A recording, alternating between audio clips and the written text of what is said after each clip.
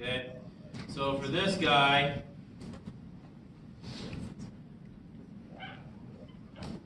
all right, you're going to do two things. You're going to have one where you're using an OWASP zap scan, and then a second web attack tool. There's a lot that you can use. Let me show you. I actually have this a little bit different than the other class because they're online. I make it harder on you guys. But that's okay. These guys up and running and stuff. Cool. Let's go back to Kali. Log into Kali.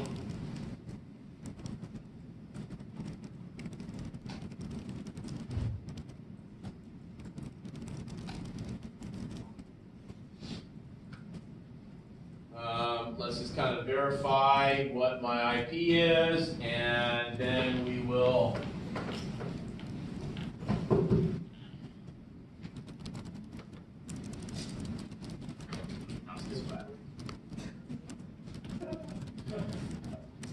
okay.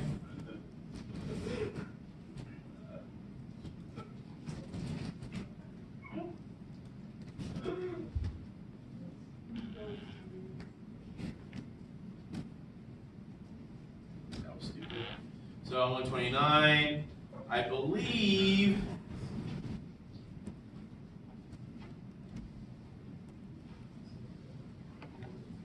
Yeah, 133 is the Metasplittable box. So the first part of this week's homework is I want you to find a web page on Metasploitable 2 and scan it with OWASP Zap. Okay? So right here, I'm going to do this just for my host, since I know the IP address.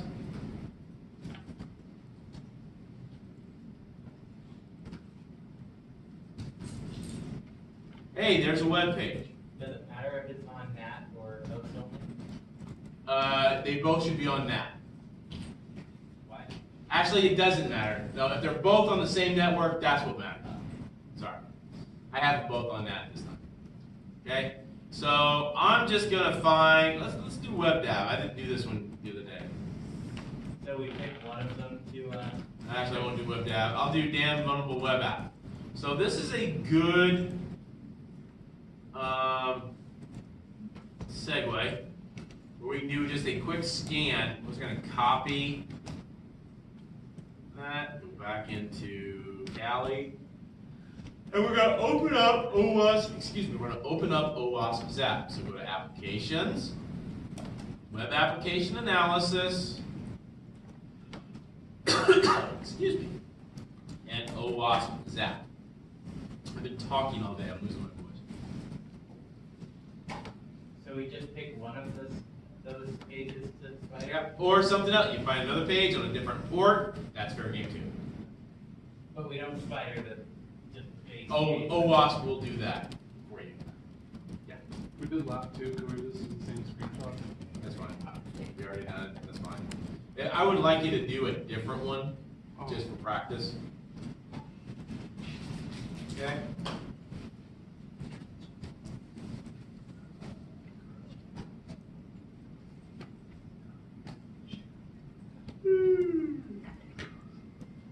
We'll copy in there.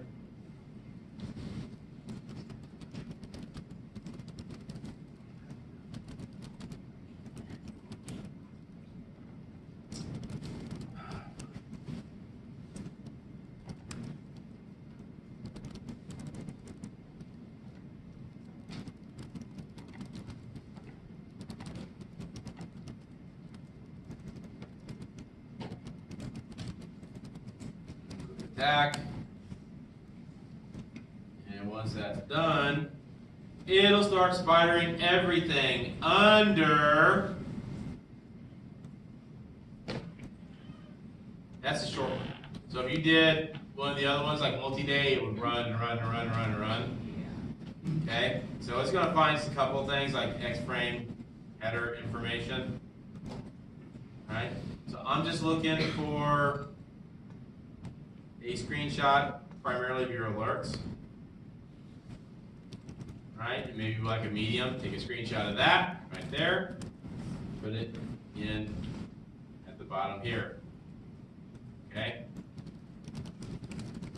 So that's going to give you 20 points. Now the second 20 points is a little bit different. You can go back and do one of those other directories, or if you want to find a page that has a different port number on it, that's good too. I would suggest you maybe fall back on your OpenBOS scan, see what's there. Huh? Well, you do it. Okay, fine. You know what? Not a problem. Let's cover that real quick. That's a good segue. Let's do an nmap scan from the command line and pipe it to a file. Okay? So, if you ever want to have a little bit of assistance in doing commands at the command line, type the command -- help. Okay? That's going to bring up the help page. If there's a manual page, it might be -- man. But this will give you the different switches that you can use for that specific command. So, and the syntax layout. So, nmap, your scan type, your options, your target, which is going to be your IP address. Okay? So, target specification can be your host name, your IP address, your network, the entire network, subnet mask, an IP range, your host discovery. SL would be a list, simply list targets to scan. SN, a ping scan. PN, treat all hosts as online. PA, PS, PU, PY is a port listing. -N or -R, never do DNS resolution. Some scanning techniques. Okay. If you're ever at a loss to get some practice in and get comfortable with the switches and everything else, don't feel bad about going back to ZenMap, because when you're in ZenMap and you type in the IP address, it shows you what the nmap command is. Use that as a learning tool. Use that as a crutch. That's okay. That's okay. If you want to do a specific port or a port scan order, you can set this. And guess what? You, because it's Linux, can write all this into a file and then call that information from a file.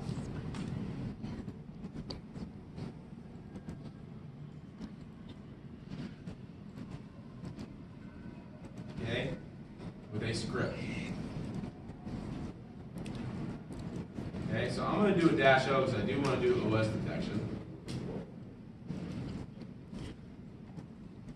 I don't want to. Okay, so output. From here, I'm going to output the scan in normal XML, grep, etc. So ON is going to be normal. That's just going to be a text file.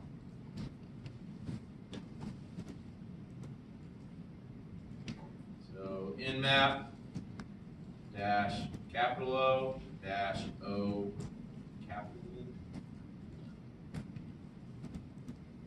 capital N.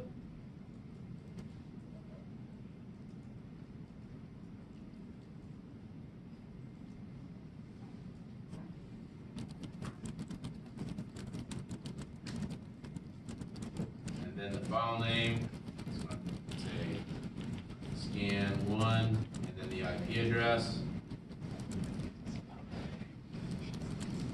I need to do the intent scan as well. Which, my cheat, my brain's not working right now. I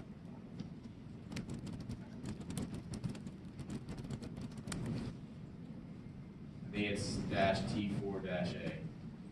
-V is verbose. I don't need that. So, what is T4? Now I'm all curious.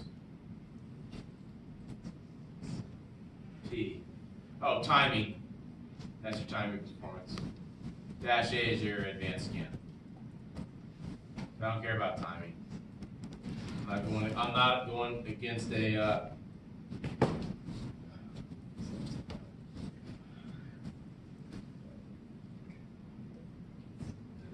address 192.168.25.133.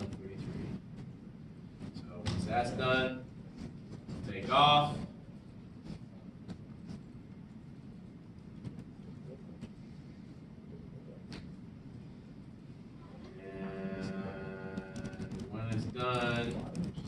When it's done, I didn't do V for verbose. Oh well.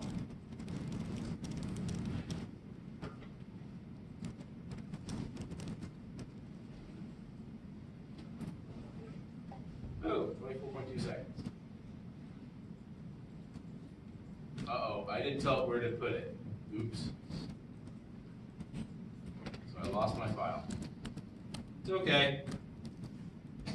Instead of scan, I put it in the Nmap folder. I should have done root desktop. Scan one. That's okay, we'll do it again. I'll clean it up later. Wait, you can add your verbose code. Ah, thank you. And there's no real order of the switches. Okay. I would start developing, if you're going to go out and do this in an internship or look at doing this as a profession, start making notes, start keeping track of different types of commands and command syntaxes that work, right? And start keeping a log of it. That's only going to help you in the long run. Ah, there's a verbose piece. Look at all those open ports, man. Oh my God, 8009's open? Oh, that looks promising. 8180's open? That looks promising. So from here, 80's open. We knew 80 was open. So from here, open up another tab, and HTTP, whack whack. 192.168.25.133 : and then you start searching port number 8180. Is that right?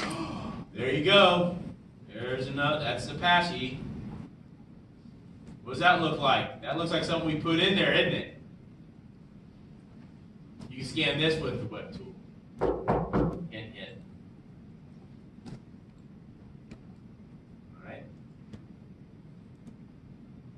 Back into Kali. And that's all done, and when it's all done, it should, hey, there it is, scan one. So all this is documentation. That's all the output. It's all the verbose output that I got from Nmap. It's just in a file now that I can use and manipulate for a report, my own notes, etc. Make sense?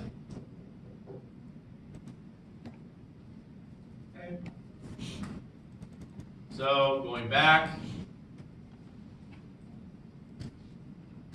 OWASP Zap, I can always do my extra scan.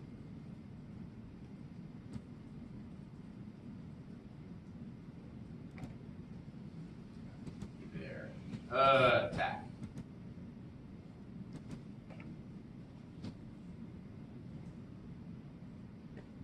It's going to do all the Tomcat stuff.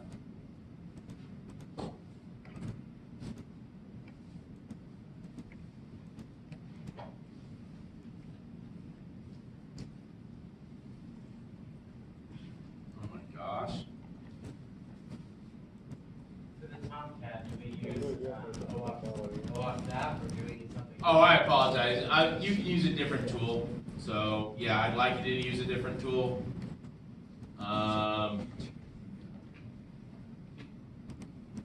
Like Burp Suite? Burp is fine. You can use that. I don't care if you use SQL map. Let me preview that. So, with SQL map, go ahead and kill this. Sorry, Brett. You know what screenshots to take. With SQL map, you need to do a little bit of additional footprinting before you pull off the SQL attack. Okay? So what I suggest you do is you start looking through some of the different folders, some of the different links. All right? And what you're going to look for is PHP links. So I don't think Tomcat's really going to have that. It's more static than it is dynamic nature. But if we go back to the original web page area, and say we go to multi-day, and we start looking at different web forms, potentially, like the login form, we will see that we get a PHP page. How do we do it? Know it's a PHP page? Well, it says PHP up there, doesn't it? What you want to key in on is that right there, that question mark. That will tell you that, okay, this has some sort of back-end lookup, grab, connector to a database. Okay? And at that point in time, you can start scanning. What? Nothing.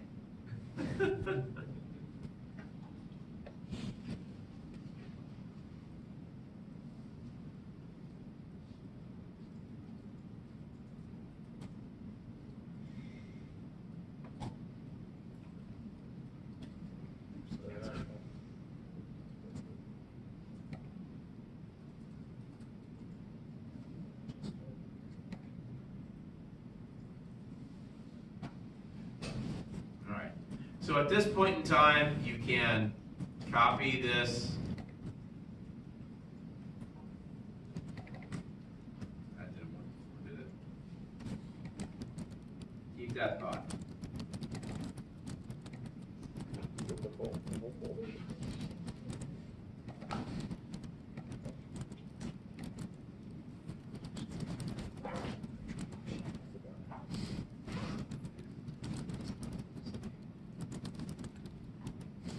Last thing I kind of want to show you tonight.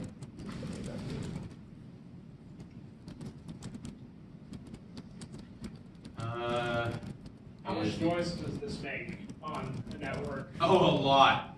Yeah. A boatload.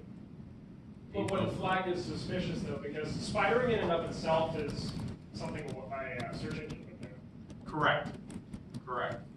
But going through and running something with like an SQL scan is going to be extremely noisy, and yes, it's going to flag an IPS. All right. Again, I'm doing this for instructional purposes only to introduce the tools. Don't try doing it for real. Oh, yeah, I said that at the beginning of class. Did we forget the ethics talk?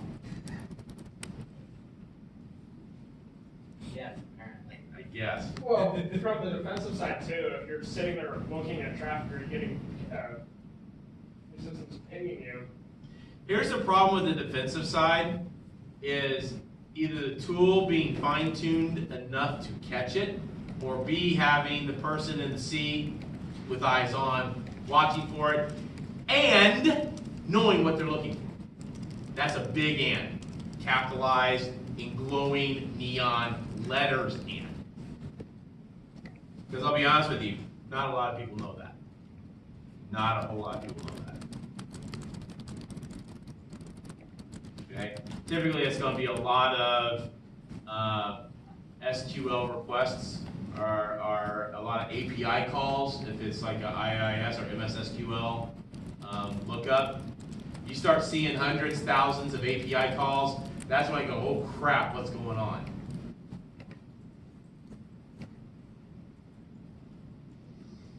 Alrighty. Okay, so anyway, I launched SQL map. So this kind of goes over the different options, switches, everything else from an SQL map standpoint. Let's go back to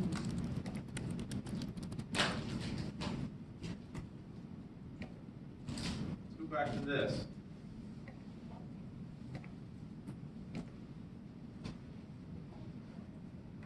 Kind of link everything together today.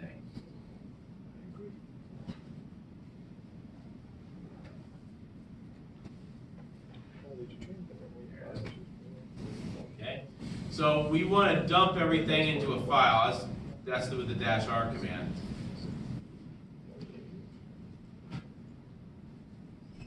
But in doing just a basic SQL scan, we're going to set our URL, -u, target URL.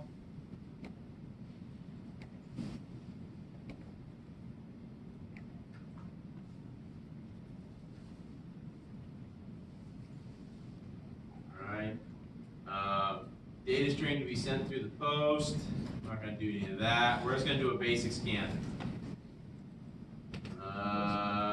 Injection, these options can be used to specify which parameters to test for a provided custom injection. That's custom injection.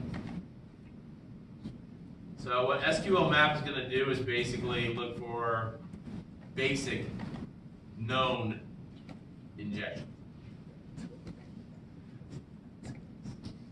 and enumeration.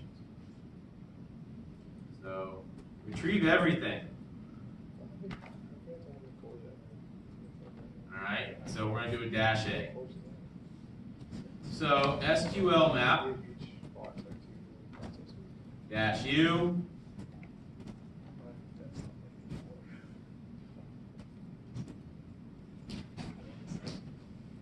URL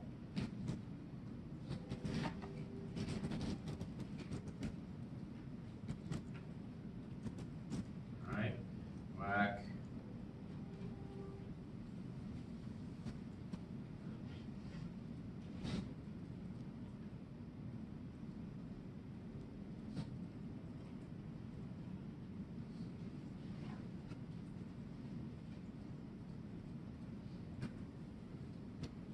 page equals login page.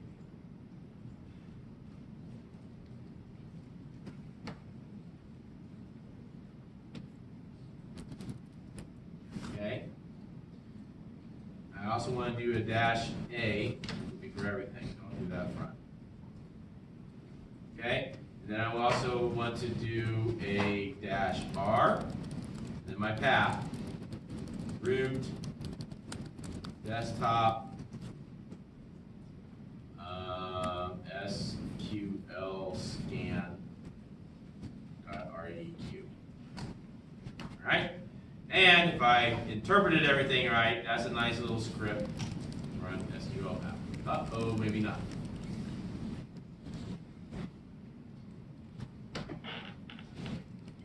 Oh, that's a request file.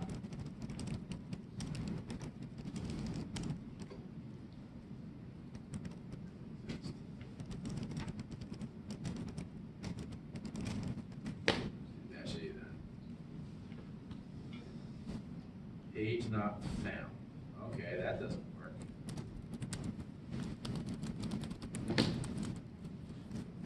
Goofed up something with the page.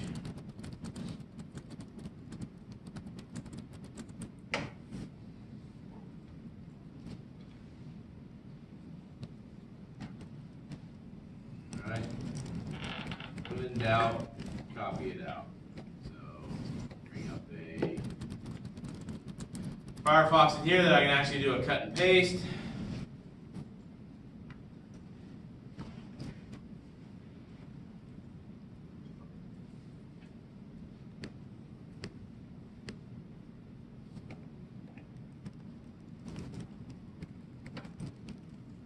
So I guess I might not need the HTTP.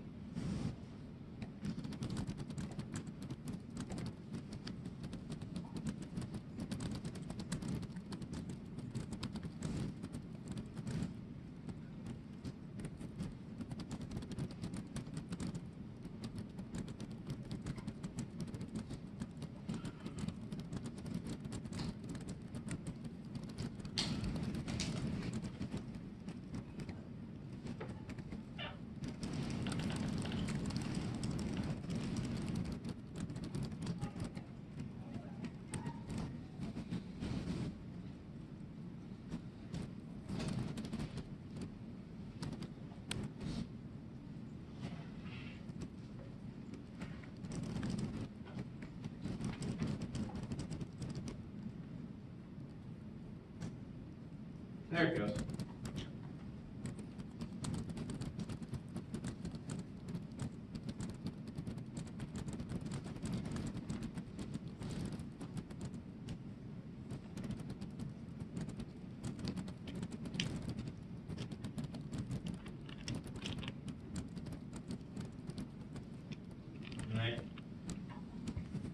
that one might not be susceptible. Find another one if you want to, or you can stop right there, take a screenshot, and you're done. I'm just looking for you to successfully do some sort of scan with a different tool other than OAuth. There are other tools as well that you can use if you want to try. Fine. Do you have to do any like vulnerability scanning, or can it just be spidering? I'm sorry? Does it have to have a vulnerability scan, or can it just be like spidering? You can just do spidering, it's fine. At this point in time, we're just looking for targets. Okay? WebScarab is a good one for doing spidering. Yeah, that's what I'm using right now. Yeah, it's a really good one. You can use Burp Suite if you want to launch Burp Suite. Okay, but you have to set up your proxy correctly, which we'll get into next week. So, I would like it if you kind of steered clear of Burp Suite for now. And I'm really looking forward to this because it's the new version. I haven't played it. Okay, so I'm just looking for you to start, dipping your toes into the pool of web application scanning. Okay. Get into more of this next week.